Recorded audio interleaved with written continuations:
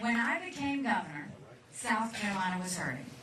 We had 11% unemployment, we had thousands of people on welfare, and South Carolina was the butt of the jokes. So we got to work. By the time I left, we were building planes with Boeing.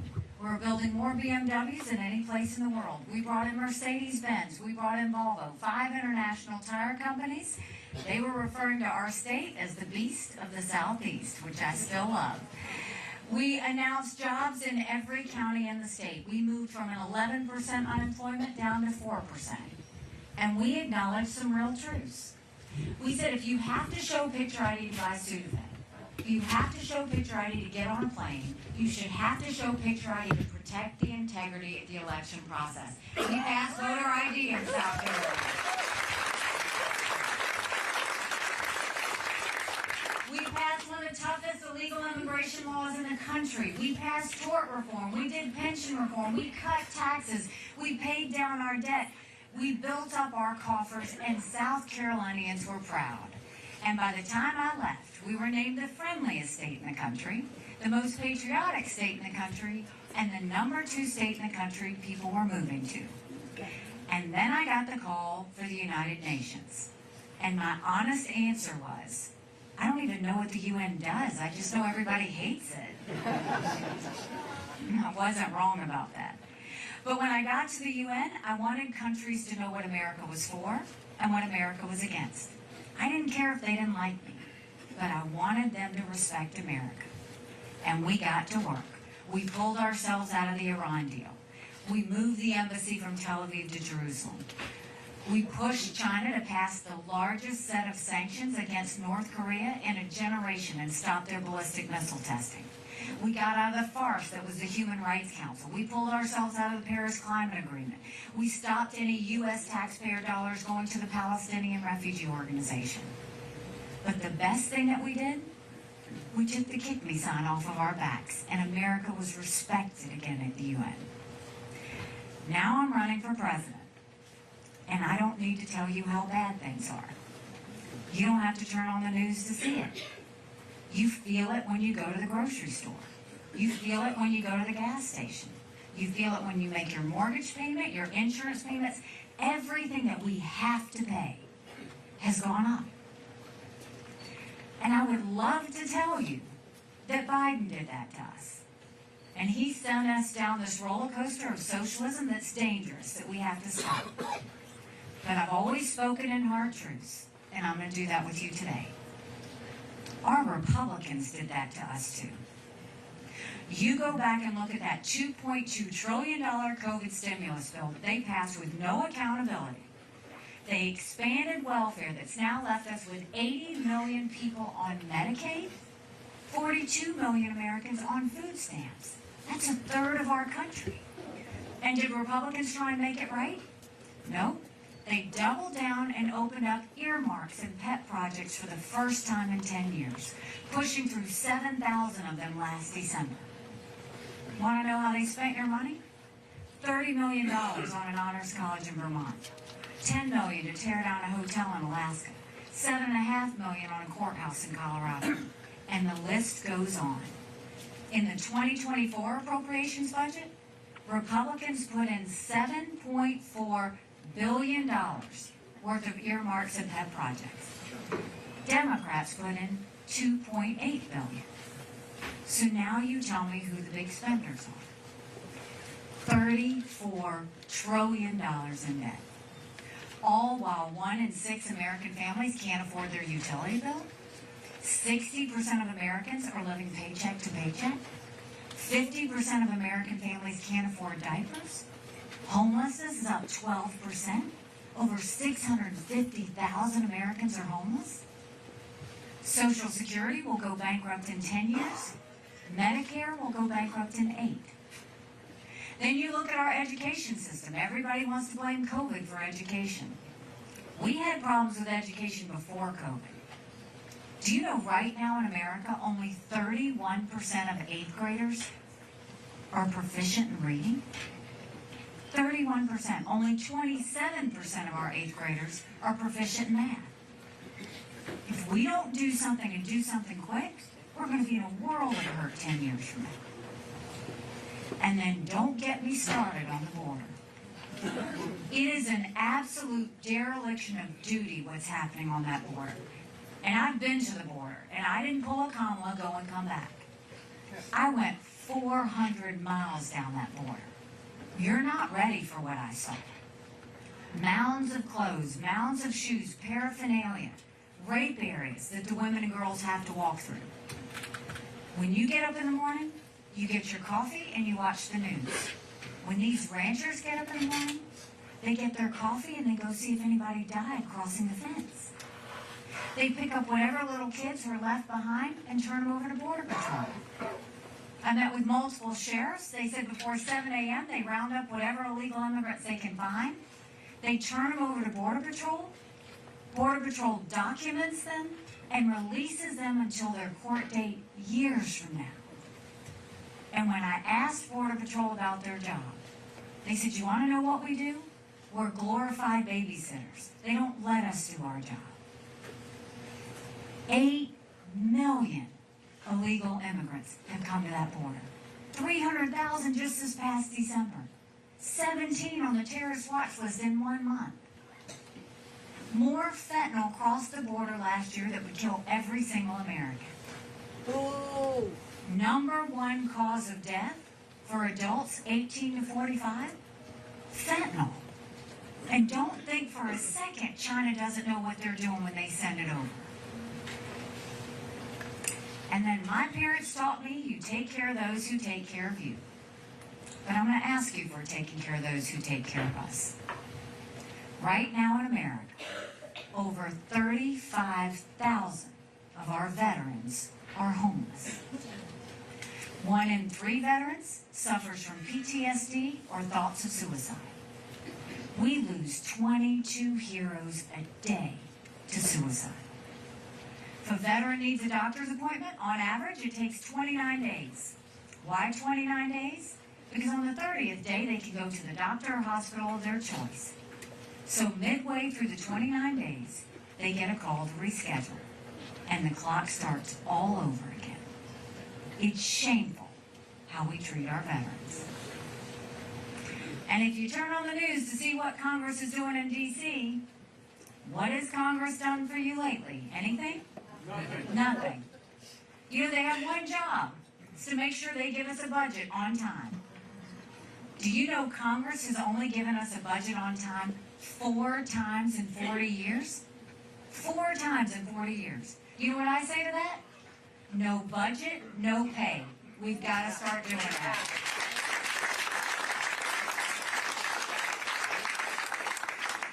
Don't you think it's finally time we have term limits in Washington, D.C.?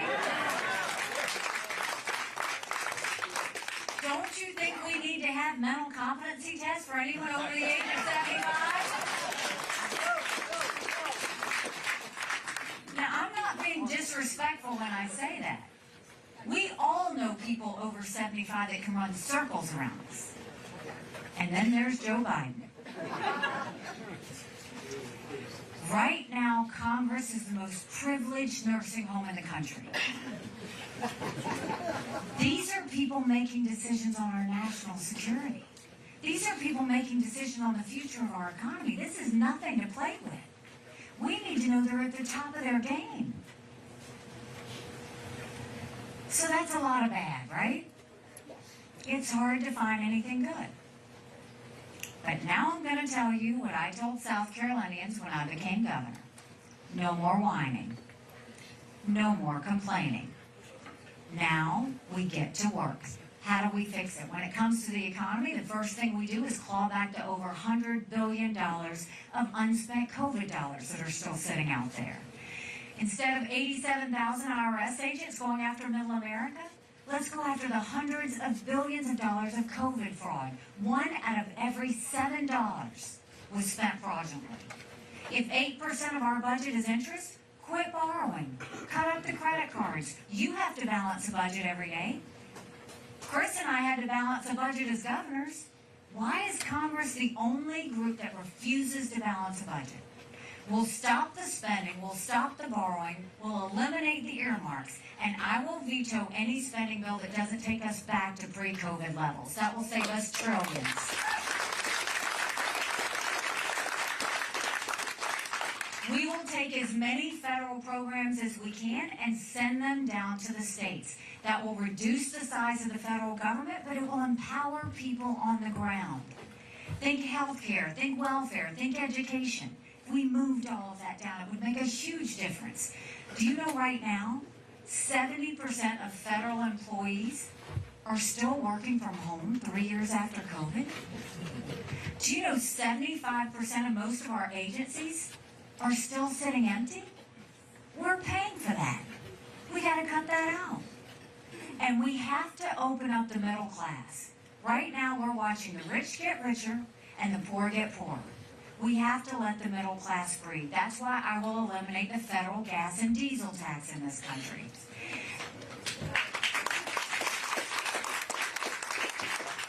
We'll cut taxes on the middle class and we'll simplify those brackets.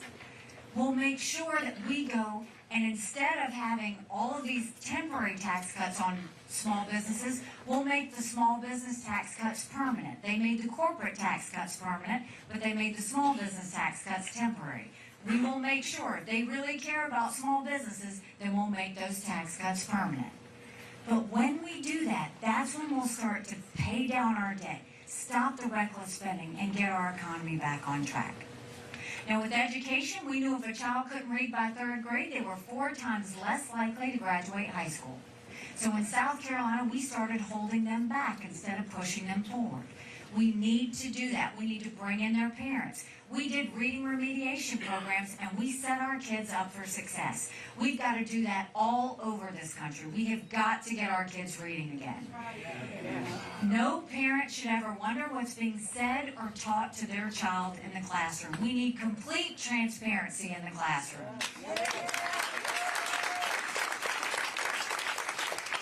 We will put all of those curriculums online for every parent to see.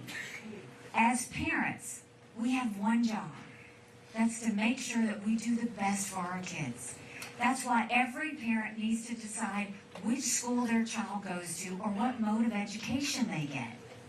Every child deserves a good education, regardless of where they're born and raised. We have to stop mandating their education based on a zip code. And then let's build things in America again. Let's put vocational classes back into our high schools.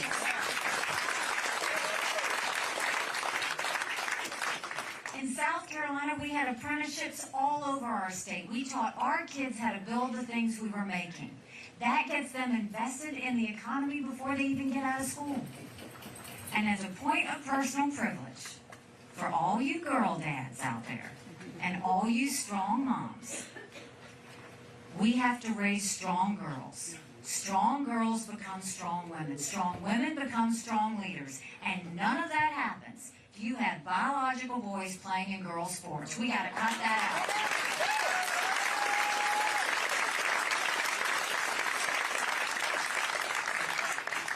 And when it comes to the border, we'll take what I did in South Carolina and we'll go national with it. We will do a national E-Verify program that requires businesses to show that the people they hire are in this country legally.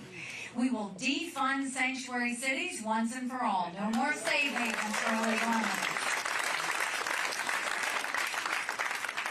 We'll put 25,000 Border Patrol and ICE agents on the ground and let them do their job. We will go back to the Remain in Mexico policy so that no one even steps foot on U.S. soil. And instead of catch and release, we'll go to catch and deport. That is what will stop what's happening at the border.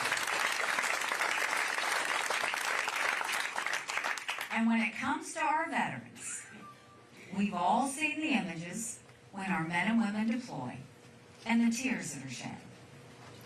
And then, God willing, we see those images of when our men and women come back home to us safely and the prayers that are answered. I'm the wife of a combat veteran. My husband deployed to Afghanistan. When he came home to us, that was a lot of prayers answered. But that was the easy part. The hard part's when we got home. Michael couldn't hear loud noises. He couldn't be in crowds. Life had passed him by for the year that he was gone, and the transition was tough. We can't just love our men and women when they're gone. We gotta love them when they come back home too. And that's what we need to do better for them in that transition. You can't just say 2 weeks and you're out on your own. We need to continue to monitor and check on them. That's why we need to have telehealth, so they can get the mental health care they need right when they need it. They should be able to go to the doctor or hospital of their choice. They have earned that right. And I think the best way we deal with veterans' health care is I think every member of Congress should have to get their health care from the VA. And you watch how fast that gets done.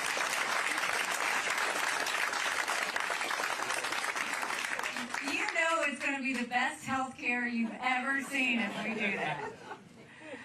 And there were two things when I was at the United Nations that Russia, China, and Iran never wanted us to have. They never wanted us to have a strong military. And they never wanted us to be energy independent.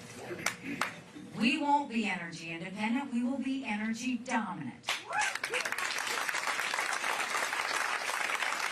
We will get the EPA out of the way. Right now, they care more about sagebrush lizards than they do whether we can afford our utility bill. We will speed up the permitting process. We'll get our pipelines going. We'll do the Keystone pipeline. We'll export as much liquefied natural gas as we can. And we will make sure that we don't just have enough energy to survive. We'll make sure we turn our energy sector into an economic powerhouse. Let's export it out. No more getting dirty oil from Saudi Arabia, Iran, or Venezuela. Let's focus on what we can do here and share it with those outside our country that are our friends. That will help us build our economy back. So those are the domestic issues. Now let's talk about national security. The world is on fire, literally. You've got a war in Europe. You've got a war in the Middle East. You've got North Korea just tested an intercontinental ballistic missile capable of hitting the U.S. You've got China on the march. But make no mistake, none of that would have happened had we not had that debacle in Afghanistan.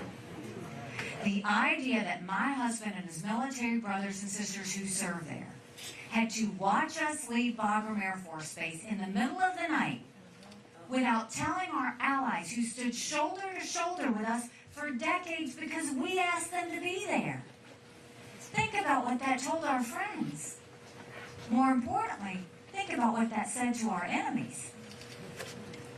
And now you go and Congress is asking you, do we support Ukraine or do we support Israel? Do we support Israel or do we secure the border? Don't let them lie to you like that. That's a false premise and they know it. Let's take it one at a time. Let's start with Ukraine. You should know at the United Nations, Ukraine was a great friend to us. They voted with us on almost everything. They supported our initiatives without me even asking. Here you have this pro-American, freedom-loving country that was invaded by a thug. 500,000 people have died and been wounded because of Putin. Now, I will be the first one to tell you, I don't think we should ever send cash to any country, friend or foe, because you can't follow it. You don't know how they spend it. Yes. I don't think we need to put troops on the ground, and the Ukrainians don't want them. They want to win this on their own. But I think we need to give them the equipment and the ammunition to win.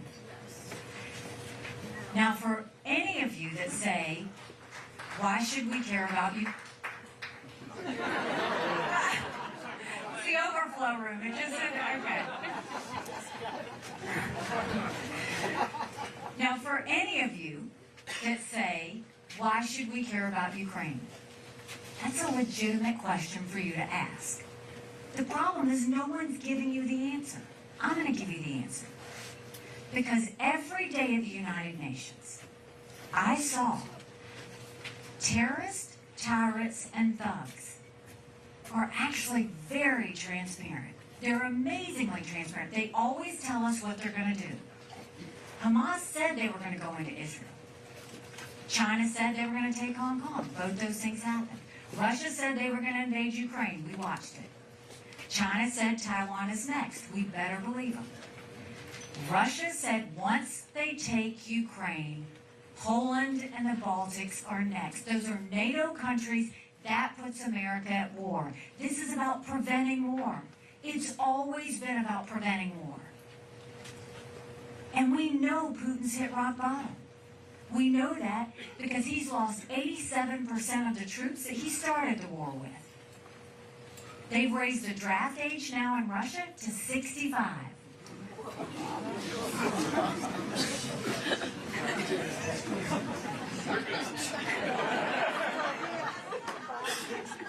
They're getting drones from Iran and missiles from North Korea. Putin knows he's in trouble. Now, if we just supported Ukraine, that's only 3.5% of our defense budget. That's it, 3.5%. The Europeans are putting in more than that, and they should. It's their neighborhood.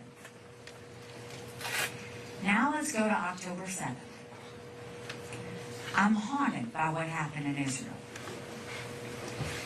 And the reason I'm haunted is because 5 years ago, I gave a speech to the entire world at the UN.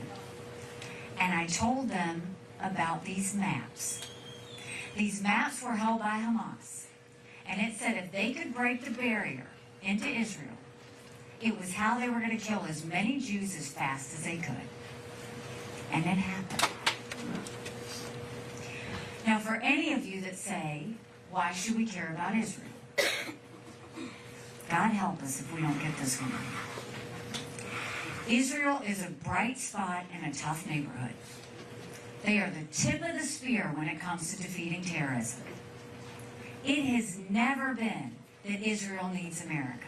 It has always been that America needs Israel. And when you look at that horrific day, October 7th, and you think about those people that were beheaded, those babies that were burned alive, those girls that were taken from the concert and raped, and their naked bodies dragged through the streets of Gaza, what did they say? Death to Israel, death to America. That's why we have to care about Israel. And all our other opponents are saying that's Israel's problem. No, this is personal to America. 33 Americans were butchered on that day. We have American hostages now as we speak.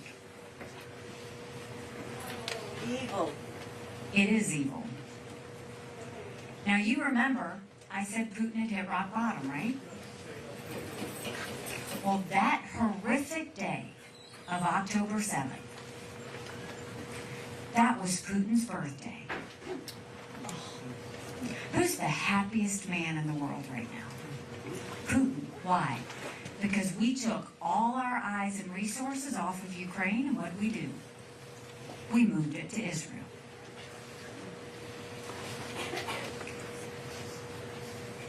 Did Putin call Netanyahu in Israel when this happened? No, he waited 10 days to do it. You know who he did call? Hamas. Invited them to Russia, they came right away, and they named themselves friends. If we support Ukraine and we support Israel, that's only 5% of our defense budget. Now, securing the border is priority number one. That no excuses, anything about it. Priority number one. America right now is acting like it's September 10th, and we better remember what September 12th felt like. So if we support Ukraine and support Israel and secure our northern and southern borders, that's less than 20% of Biden's green subsidies. So don't let them tell you that you have to pick what to support. You tell them we choose national security. We choose preventing wars. We choose keeping Americans safe. That's what we choose. Now, prior to the Russian invasion of Ukraine, prior to the Olympics, China and Russia held hands in front of the eyes of the world and named themselves unlimited partners for everyone to witness. Now let's talk about our number one national security threat, China. China has been preparing for war with us for years, and that's not an exaggeration. They're already here. They've already infiltrated our country. They bought 400,000 acres of U.S. soil, most recently near Grand Forks Air Force Base, where our most sensitive drone technology is. Ooh. They bought our largest pork producer in the country, in Iowa. They spend millions of dollars putting them in our universities, stealing our research, spreading Chinese propaganda. Everybody got upset about the Chinese spy balloon, right? Rightfully so. China said it was a weather balloon. Biden went along with that, so we think. But now we know the Chinese spy balloon had access to a U.S. internet company and took all the surveillance and sent it to China. Now, South Carolina has beautiful beaches. That is not why that Chinese spy balloon went over South Carolina. We are a heavy golf courses, yes, come golf in South Carolina, but we're a heavy military state. So yes, we were upset about the Chinese spy balloon, but what about the fact that 90% of our law enforcement drones in this country are Chinese? So think about all the mini surveillance happening. They put Chinese police stations throughout our country. There's a Chinese spy base off our shores in Cuba. There's technologies that China uses to build up their military that threatens America, and Biden approved 70% of those last year. Trump approved even more than that. And we've lost more Americans to fentanyl than the Iraq, Afghanistan, and Vietnam wars combined. 75,000 Americans last year alone. And then China's building up their military at a scary pace. They now have 500 nuclear warheads. That's 100 more than they had the year before. They have the largest naval fleet in the world. They have 370 ships. They'll have 400 ships in 2 years. We won't even have 350 ships in 2 decades. They're doing cyber, they're doing artificial intelligence, they're doing space, they're doing hypersonic missiles. We've barely gotten started. And now China's the lead developer of neurostrike weapons. Weapons engineered to change the brain activity of military commanders and segments of the population. That's who we're dealing with. So when Biden and Yellen want to tell you China's a competitor, I dealt with China every single day at the United Nations. They never saw us as a competitor. They always saw us as an enemy. We've got to look at them the way they look at us. So how do we deal with China? We start by stopping the sale of any U.S. land and taking back that land they've already purchased.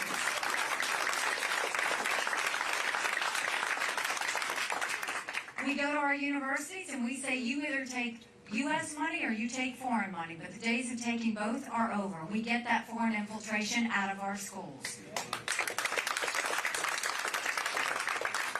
We blacklist every bit of that technology that helps China and hurts America.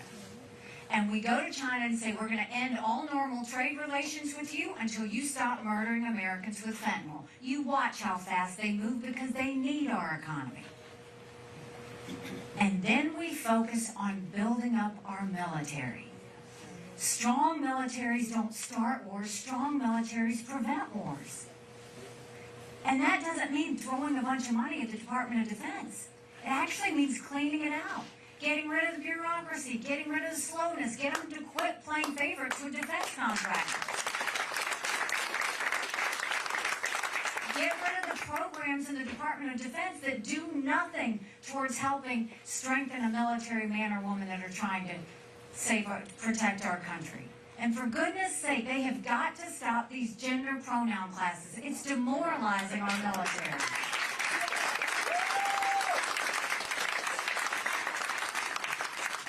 And let's modernize. Right now we have too many generals looking at wars of the past, land, air, and sea. We have to look at the solutions of the future.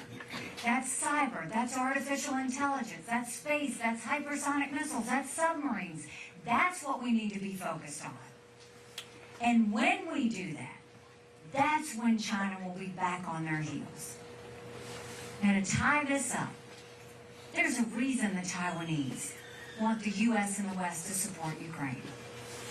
Because they know if Ukraine wins, China doesn't invade Taiwan.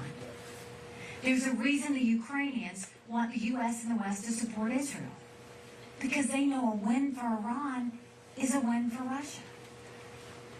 Right now, there is an unholy alliance between China, Russia, and Iran. They are bound together by their hatred of freedom, their hatred of democracy, and above all things, their hatred for America. And so our goal is we can defeat them. But you don't do it by putting your head in the sand. You don't do it by being reactionary to them.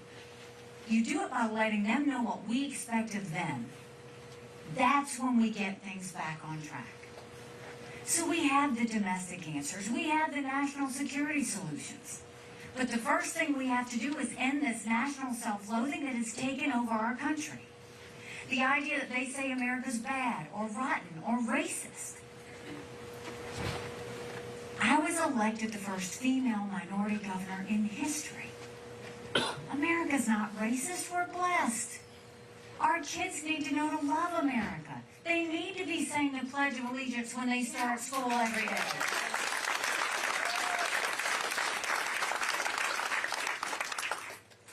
Six months ago, I dropped my husband Michael off at 4 a.m. for another year-long deployment. And I watched him and 230 soldiers pick up their 2 duffel bags of belongings to go to a country they've never been, all in the name of protecting America. They're willing to sacrifice their lives and their families because they still believe in this amazing experiment that is America.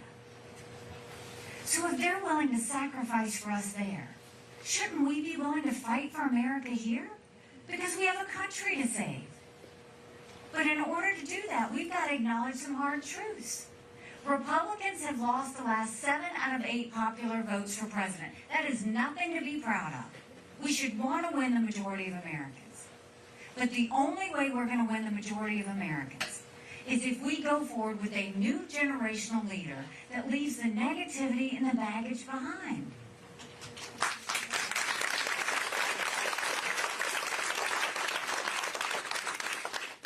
Another hard truth. I think President Trump was the right president at the right time. I agree with a lot of his policies. But rightly or wrongly, chaos follows him. You know I'm right. Chaos follows him. And we can't have a country in disarray and a world on fire and go through 4 more years of chaos. We won't survive it. You don't defeat Democrat chaos with Republican chaos.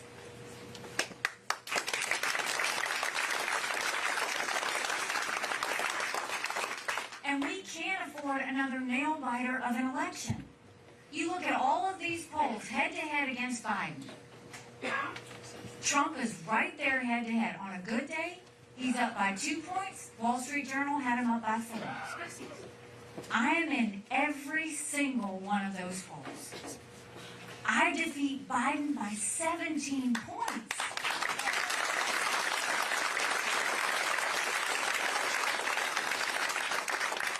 You know what that does? That's bigger than the presidency. That's governorship, that's House, that's Senate, that's down to the school board. That's a mandate. You win and go into D.C. with a double-digit win.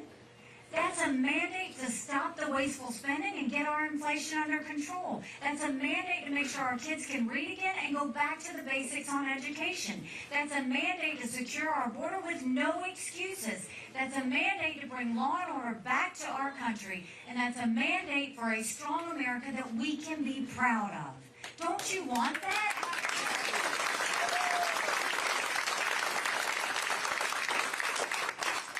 Because we could have that. But in order to have that, it's going to take a lot of courage. Courage from every everybody in this room and the overflow room courage for me to run and courage for every one of you to know. Don't complain about what happens in a general election if you don't play in this primary. It matters.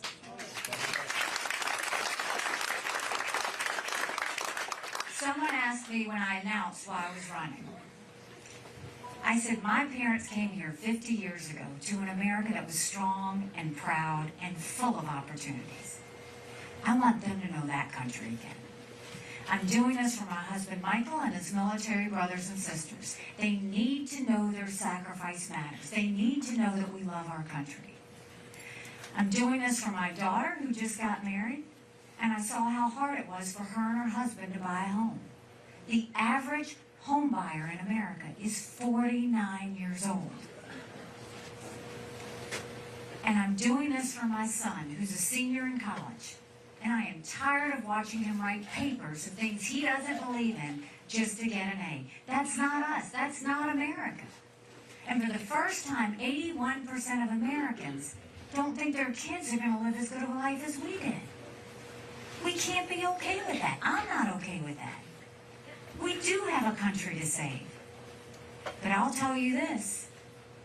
If you join us in this movement, if you join us in this fight, I promise you, our best days are yet to come. Thank you very much. God bless you. Thank you. Thank you so much. Thank you.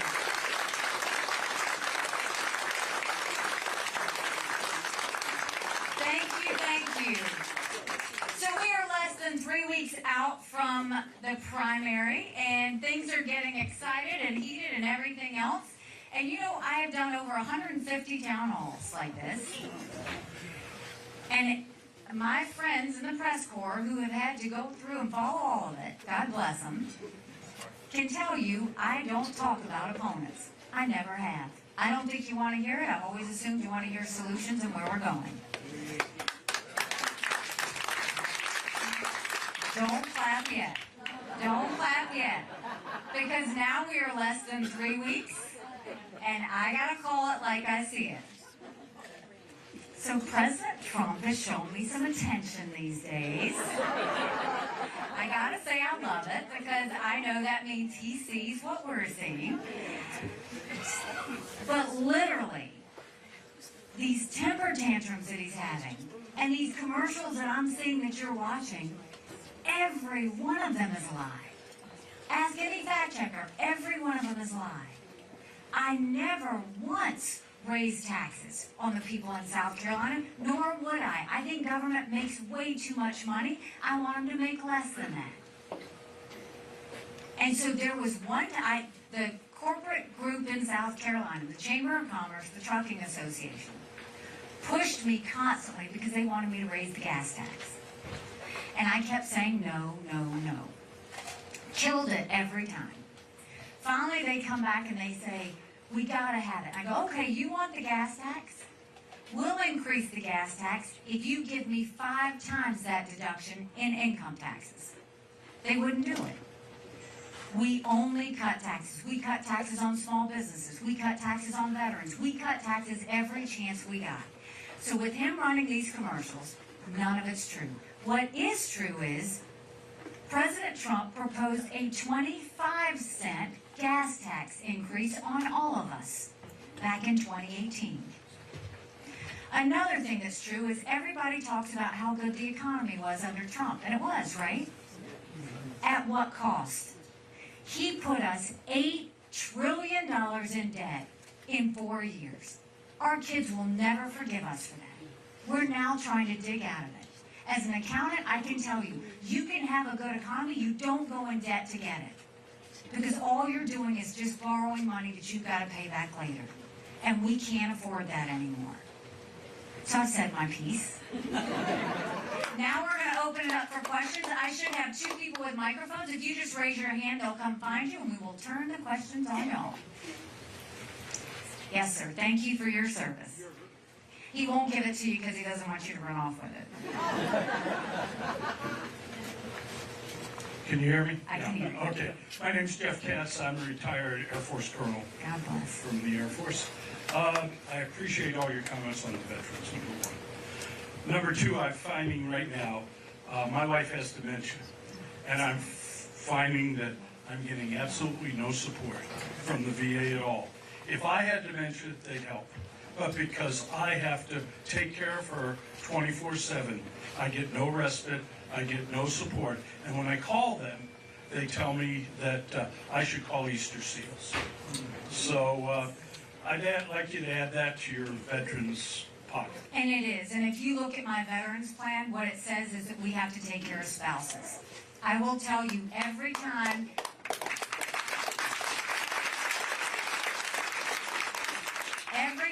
a service man or woman deploys, the family sacrifices too. It is a family sacrifice.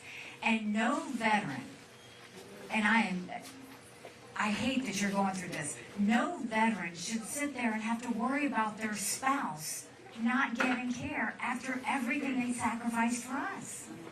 That's just not the way it should be. We can do better. But I will tell you, I'm a firm believer in you have to take care of both of them because both of them sacrificed for us. I can vouch for you. I did not know my husband was going to be deployed when I ran for president. But it's a sacrifice. And military families know this every day. But God bless you, and I will pray for your wife. And yes, I do think spouses need to be covered. Yes, sir. Thank you, Governor, and welcome to Kingston. Thank First time attendee here at one of these events. Oh, good. So you mentioned 10 million plus illegal immigrants have come across the border over the past 3 years. It could be 12 million by the time the year runs out. What is President Haley going to do on day one to start dealing with the 12 million who have now come across the border and are scattered all over the country? Deport them. Deport them. We have to do that. And that may sound cold, but we have to deport them. You can't have, first of all, my parents came here, I told you 50 years ago. Put in the time, put in the price, they came here legally. We take care of my parents. They're 87, my dad just turned 90. There's not a time I sit home with my mom for dinner where she doesn't say, are those people still crossing the border? Because they are offended by the fact that they're coming here illegally. And my mom would always say, if they don't follow the laws to come here, they're not going to follow the laws when they live here.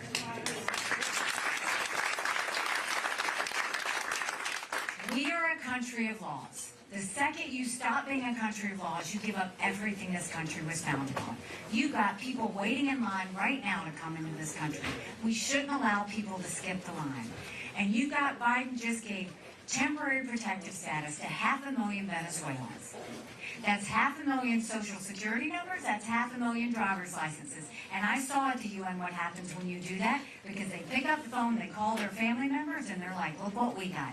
It is a green light and a flag that says it. So what we have to do is we have to find them, and we have to make sure, the way we find them is when you have that national E-Verify, they can't get a job without proving that they're here illegally. You find them, and you deport them, and you tell them to come back the right way.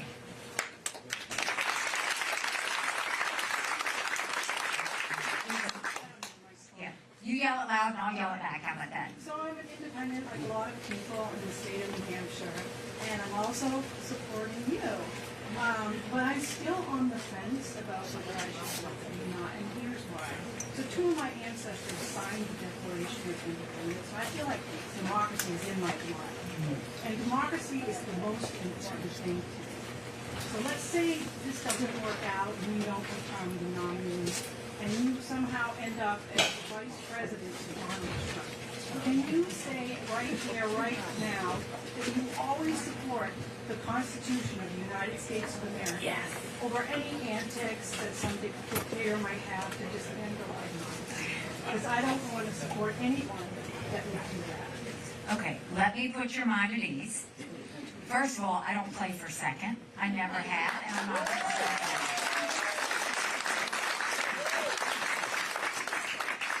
Secondly, we are going to win. No doubt about it. Turn off your TV. These political pundits are trying to tell you what to do, and we've been on the ground. I know the momentum in Iowa, the momentum in New Hampshire. They want something different. They're pushing for it. And I think everybody's going to see surprises, and all the political pundits are going to have egg on their face when they're done with it. And yes, we will always follow the Constitution. That's the best part about our country. We have it with that great support. Yes, sir. Hi. So one of my big passions in life is mental health. I believe that just the mental health conversation is getting better, but we do not have it enough. We talk about gun control. We talk about LGBTQ issues. Mental health is not a sexy subject. And so how can we end the stigma? Because in my opinion, there are things that happen in this country where mental health can be a factor, but yet it doesn't get talked about because a gun might be the better thing to talk about, or another reason. So as our leader, how can you move the mental health conversation forward? As president, we will finally acknowledge the cancer that is mental health. Right now, 1 in 3 Americans has a mental health issue. But if treated, they can live a perfectly normal life. The problem is we don't have enough mental health therapists. We don't have enough mental health centers. And if you don't get help, you can fall into addiction. We don't have enough addiction centers. And if you happen to be lucky enough to get one of those 3, insurance doesn't cover it. And right now, you look at the younger generation, everything they've gone through, the amount of stress, anxiety, and depression that we are seeing are at record levels. We have got to acknowledge the fact that mental health is treatable. But we are losing Americans by the day because everybody keeps putting their head in the sand about it. And it's not hard. But what it means is you have to acknowledge it's real, and it is. And once you acknowledge it's real, you have to acknowledge that this cancer can be treated. But we have to turn our eyes on it. I will absolutely do that because we're seeing all of our kids are suffering in a bad way, and we've got to protect them from what's happening.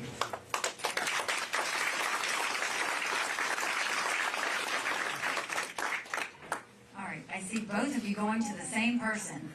2 microphones, how about that? Make it a great one.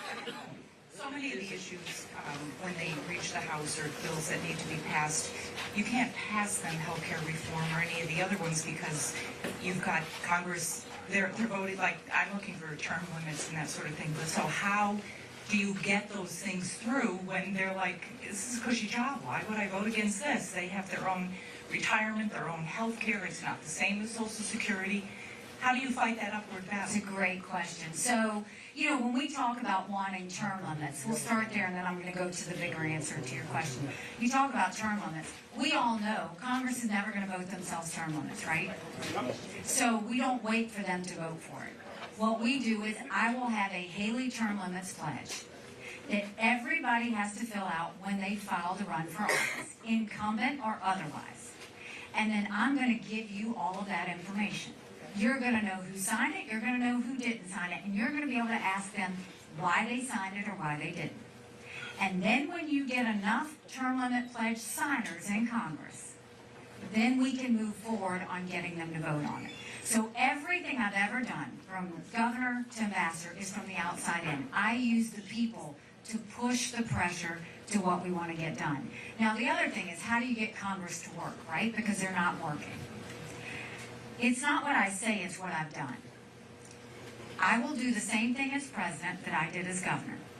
The first thing I did was I said, I'm going to control what I can control first. Donald Trump did not do this, and he should have.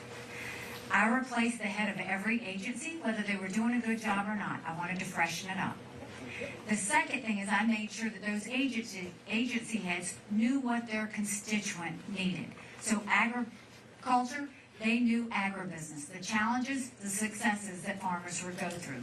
I made sure tourism knew heads and beds, people on golf courses. I made sure it was someone who knew the industry. Same with veterans. It was someone who knew the challenges veterans went through.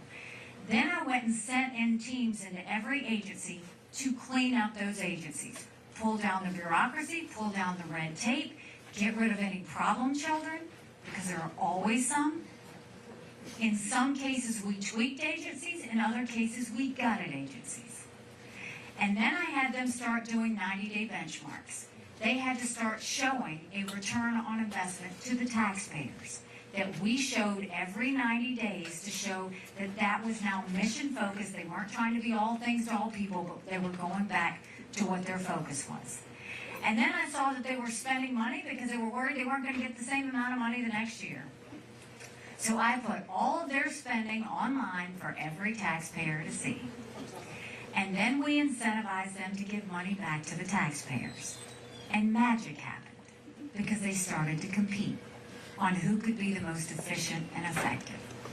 And then when I got done with that, I went to my Congress and I said, now it's your turn. And I started by giving them a couple of easy things so they could remember what it was like to win together. And then I gave them a few harder things. We've got to get government used to working again. People are tired of working for government. It's now time for government to serve the people. And you start by saying, if you are costing a person or a business time, you're costing them money, and that's no longer acceptable. You get rid of all these things that have no business being in government, and you move as much of that down to the state level so that you can really get things done. And then another side of that is presidents typically meet with their governors once a year. I'll meet with our governors once a quarter, Republican and Democrat, with the sole focus of when we move those funds down, showing them how to lift people up in their state. So I'll give you two examples. South Carolina, I told you we had thousands of people on welfare. Many of them, it was a generational thing. Their parents, their grandparents, it was the way it had always been. So I took those people on welfare. I matched them up with businesses. And I told the businesses, if you will take this person and train them for X number of weeks, it was the amount of time they would have been on the couch, I said, I will pay you for it. And at the end, you decide whether you want to keep them. We moved 35,000 people from welfare to work.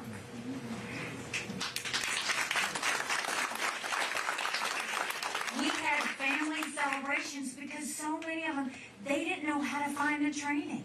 They didn't know how to break the cycle.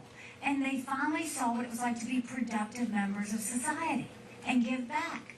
I did the same thing in our prison systems. I wanted to know how people got in, what happened to them when they were there, and what happened when they got out. We reformed the entire prison system. We made sure that we taught them computer skills. We taught them resume building. We did financial planning. We did family planning. We gave them faith-based help if they wanted it. But we put equipment behind the fence, and we taught them a skill.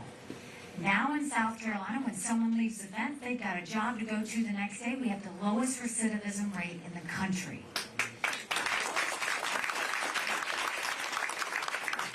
If you can lift up the least of these, that's when you make permanent magic. That's when things can happen. So I want to thank you all for spending time with me and for making sure that you came out. But I'll leave you with this. When I first ran against that longest serving legislator in a primary, people laughed at me. And I got to work, and I earned their support, and we won. When I ran for governor, I was actually the Tea Party candidate. I ran against a lieutenant governor, an attorney general, a very popular congressman, and a state senator. I was Nikki Who. I had 3% in the polls. I had the least amount of money. But I worked South Carolina like no one else, and we won. When I got to the UN, they said I didn't have enough experience. And I got to work and took the kick me sign off of our backs. I have been underestimated in everything I've ever done. And it's a blessing, because it makes me scrappy. No one will outwork me in this race. No one will outsmart me in this race, because we have a country to save. So if you like what I had to say today, go tell 10 people.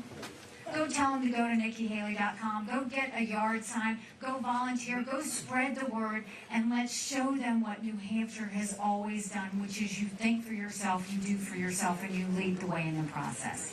If you don't like what I had to say today, shh. Just don't say anything and don't tell anyone you were here. God bless you. Thank you, Kingston.